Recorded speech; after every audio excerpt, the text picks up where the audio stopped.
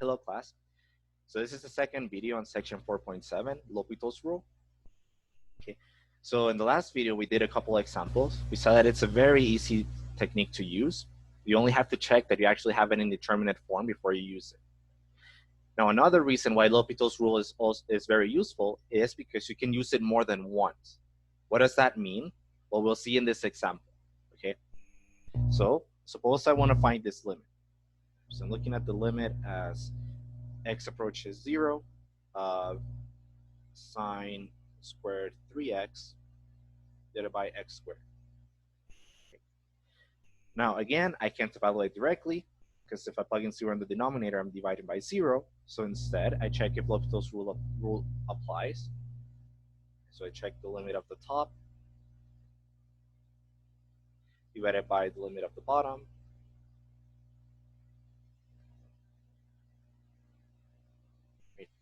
Now, in both cases, since sine squared x 3x is continuous, remember that for moving a limit inside a composition, you just need your function to be continuous and define wherever the limit ends up being. In this case, sine squared is continuous, right? So we can move the limit in. So basically, just plug in 0 on the top. Sine squared of 0 is 0. Right? If you remember the unit circle, sine of 0 is 0. Sine squared is just sine times sine. So you get 0. On the bottom, we can see easily that we also get 0. So again, this is an indeterminate. That means L'Hopital's rule applies. Okay, so instead of looking at that limit, we look at the limit as x approaches 0 of the derivative of the top. Now here we need to use the chain rule. Right? So what's the derivative of the top? Take the derivative of the outside, leave the inside the same. So actually we have to use the chain rule twice because we need the derivative of sine of 3x, right? So the inside is sine of 3x. So what's the derivative of that? Cosine of 3x. Derivative of the inside is 3. So you have to use the chain rule twice. Divided by the derivative of x squared is 2x. Okay. Now what is this limit?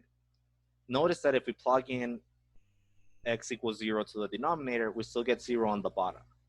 Now, what about the top? Well, if I plug in 0 for x, what do I get? Let me write in a different color. Well, sine of 0, when we plug in 0 for x, we know this goes to 0. We have a product, right? So a product of things, and one of them is 0, is always equal to 0. What does this mean? We take the limit of the top and the limit of the bottom, we again get 0 over 0.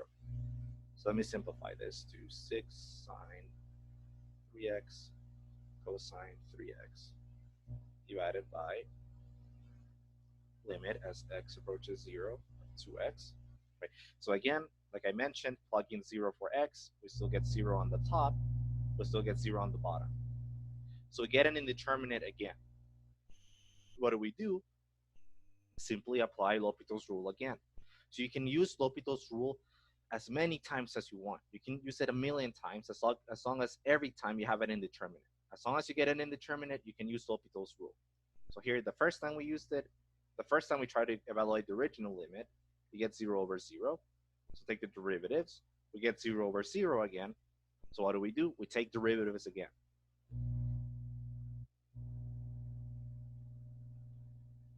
So for the derivative of the top, we're going to need the product rule.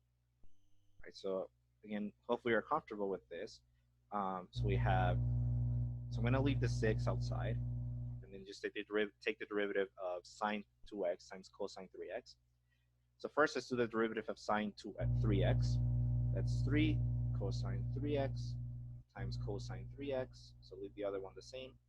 Plus, now you do, I'm going to run out of space here. So let me do this.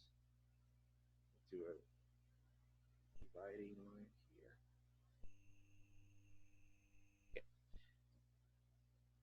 Okay, plus the derivative of cosine 3x is minus 3 sine 3x. So minus 3 sine 3x, right, times sine 3x. So you leave the other one the same. Okay. All middle divided by the derivative of the bottom. Derivative of 2x is 2. Okay. Now I'm going to move to another page to simplify this a little bit. Okay, so what did we have? We have the limit as x approaches 0. On the top, we had, so 6 times 3, so we have 2 cosines 3x, so that's cosine squared 3x, times 3 times 6, so that's 18 cosine squared 3x. So we have 18 cosine squared 3x. Then for the other part, we have minus, so we have 2 sine 3x, 2 of them, right? So we have sine squared 3x times 3, and then times the 6 on the outside. So it should be like this. Times the 6 on the outside, that's minus 18 sine squared 3x. Right? So you just algebra, you're simplifying that. Minus 18 sine squared 3x, and then the bottom was just 2. Divided by 2. Now this limit, now we can evaluate directly, right? Because we're not dividing by 0 on the bottom.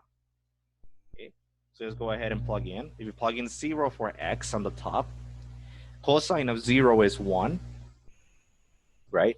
So cosine squared of 0 is just 1. So cosine 1 times 1 is just 1, times 18. So we get 18 on the top, minus, well, sine of 0 is 0.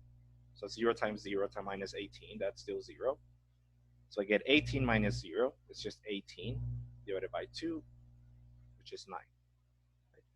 So we had to use L'Hopital's rule twice, but the limit is still the same. So what does that mean? That the limit of the original problem, limit as x approaches 0, of sine squared 3x over x squared equals 9. And again, you can use L'Hopital's rule as many times as you want, as long as you get an indeterminate form each time. That's the only thing you have to check.